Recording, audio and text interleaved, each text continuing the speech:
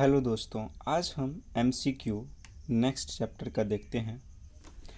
पहला है मांग की लोच है, इलास्टिसिटी ऑफ डिमांड इज।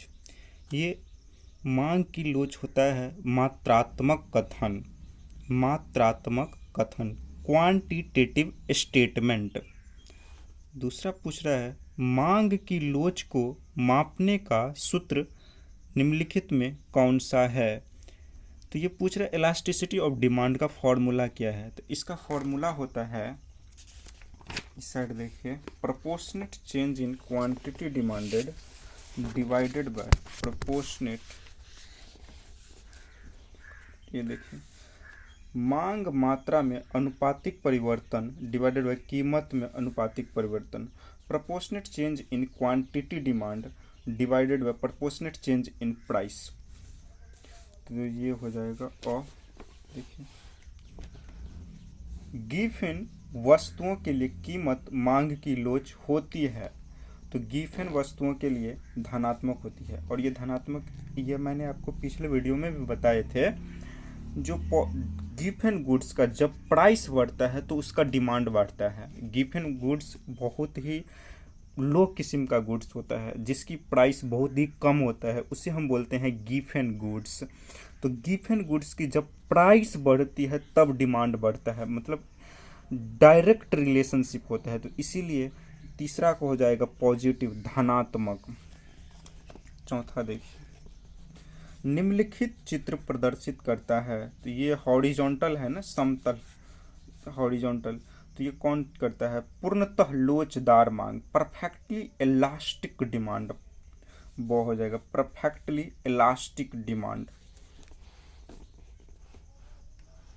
5, इकाई से कम मांग की लोच को निम्नलिखित में कौन व्यक्त करता है? तो आवश्यक, नेसेसिटी गुड्स। इकाई से कम मतलब एक से, जिसका इलास्टिसिटी जो होता है वो एक से कम होता है। देखिए, सो इलास्टिसिटी लेस देन 1 मतलब एक से कम है इलास्टिसिटी, इसका मांग क्या होता है? Necessity goods. नेसेसिटी गुड्स, यदि नमक का प्राइस बढ़ जाए तो क्या आप नमक खाना छोड़ देंगे? ऐसा कभी भी नहीं हो सकता। तो ये आवश्यक गुड्स में आ जाता है। तो 5 का हो जाएगा ओ। मांग की लोच का माप निम्नलिखित में किस विधि से किया जाता है? तो कुल व्यय रीति, प्रतिशत या अनुपातिक रीति, बिंदु रीति, उपर्युक्त सभी होगा। Total expenditure method, percentage method और प्रोपोर्शनेट मेथड ये भी है। पॉइंट मेथड, उपर्युक्त सभी। सापेक्ष लोचदार मांग को व्यक्त करता है। तो change in quantity divided by quantity greater than, ये greater than change in price divided by original price. तो 7 का हो जाएगा और 8 नंबर एमसीक्यू देखिए, ये है निम्नांकित उदाहरण में कीमत लोच क्या है।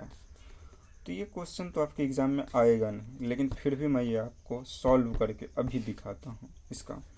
तो ये 5 से 4 हो गया, प्राइस जो है पहले 5 था अब 4 हो गया, कितना चेंज हो रहा है? गुड्स क्वांटिटी जो है सो पहले 10 था अब 15 हो गया, कितना चेंज हो रहा है? ये देखिए, मैं एक सॉल्व करके बताता हूँ आपको।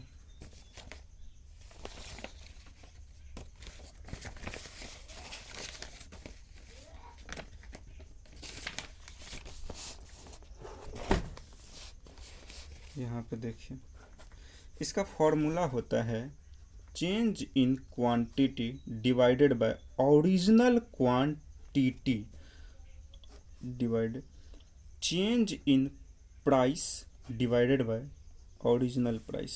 अब ये पुट कर दीजिए सब पे। चेंज इन क्वांटिटी कितना है? 10 से 15 हो गया, 5 से चेंज हुआ है ना, तो 5 लिख दीजिए ऊपर। ओरिजिनल क्वांटिटी पहले कितना था? ओरिजिनल क्वांटिटी 10 लिख दीजिए। फिर चेंज इन प्राइस, प्राइस कितना से चेंज हो रहा है? 5 से 4 हो गया, मतलब 1 से प्राइस घट रहा है, कम हो रहा है। फिर ओरिजिनल प्राइस कितना है? पहले कितना था? 5 लिख दीजिए। अब इसे सॉल्व कीजिएगा तो आपका आ जाएगा आंसर। मैं सॉल्व कर देता हूँ। देखिए, 5 डिवाइडेड बाय 10 इंटू ये 5 ऊपर चला जाएगा डिवाइडेड बाय 1, जब आप इसे मल्टीप्लाई करेंगे तो 25 आ जाएगा डिवाइडेड बाय 10, और इसे जीरो काटेंगे तो एक अंक के बाद पॉइंट बैठ जाएगा 2 मतलब यह आ जाएगा 2.5, 2.5। अब प्राइस और डिमांड में रिलेशन कैसा होता है? हमेशा प्राइस और डिमांड में हमेशा रिलेशन होता है नेगेटिव। मतलब प्राइस, किसी भी गुड्स का प्राइस बढ़ेगा तो उसका डिमांड घट जाएगा। सपोज यदि इस पेन का प्राइस बढ़ जाएगा, अभी 5 रुपया चलता है, यदि इस पेन का प्राइस 50 रुपया हो जाए तो मैं ये पेन नहीं खरीदूंगा, कोई भी नहीं ये पेन पर खरीदेगा जल्दी। जो इसी का सब्सटीट्यूट होगा वो खरीद लेगा, इसी तरह का पेन जो होगा 5 रुपया में मिलेगा वो खरीद लेगा।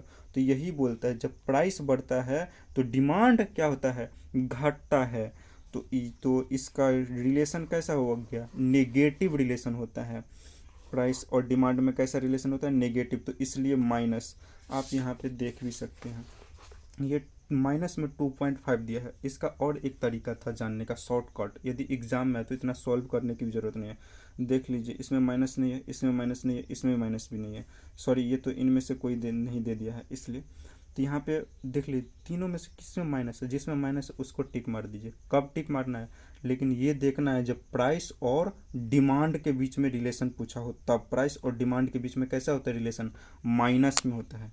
Thank you for watching this video. यदि वीडियो पसंद आए तो लाइक एंड सब्सक्राइब करें।